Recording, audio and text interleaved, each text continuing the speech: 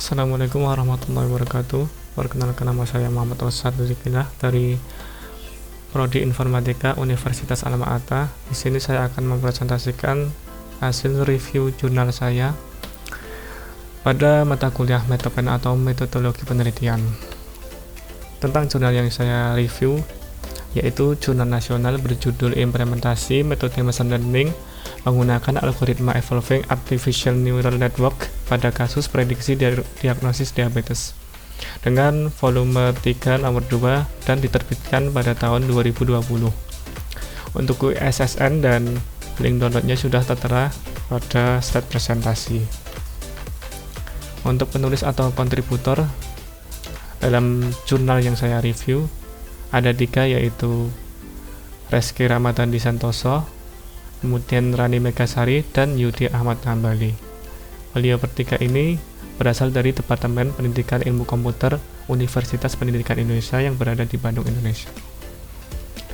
Tujuan utama penelitian dari jurnal yang saya review yaitu menguji algoritma evolving untuk perancangan arsitektur atau model algoritma neural network terbaik dalam kasus prediksi penyakit diabetes mellitus. Gambaran umumnya yaitu algoritma evolving ini digunakan untuk menciptakan arsitektur atau model algoritma neural network yang nantinya akan digunakan untuk kasus prediksi penyakit diabetes mellitus. Untuk metode penelitian dari jurnal ini menggunakan metode penelitian kuantitatif dengan menggunakan algoritma Evolving Artificial Neural Network.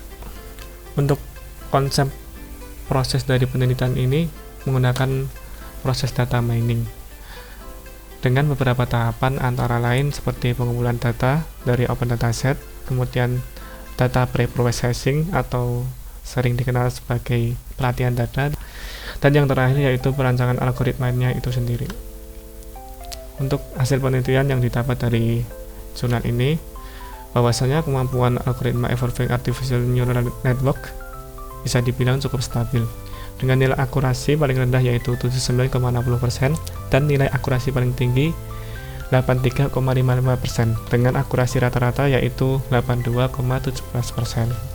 Bisa kita lihat selisih dari nilai akurasi paling tinggi dan paling rendah tidak cukup jauh, menandakan bahwa algoritma ini atau algoritma Evolving Artificial Neural Network cukup stabil. Namun perbandingan waktu eksekusi dari tertinggi dan terendah dari hasil yang sudah ada itu cukup signifikan.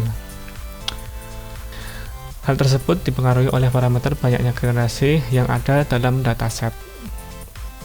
Kekuatan atau kelebihan penelitian dari jurnal yang saya review yaitu data yang disajikan sangat lengkap, mulai dari kajian pustaka, penelitian terkait, sampai dataset, semua dijelaskan secara terperinci. Terlebih data yang ada di dalam jurnal ini diambil dari sumber yang cukup kredibel. Selain itu, pada setiap bagian-bagian penelitian disediakan ilustrasi berupa gambar yang bisa dibilang cukup jelas.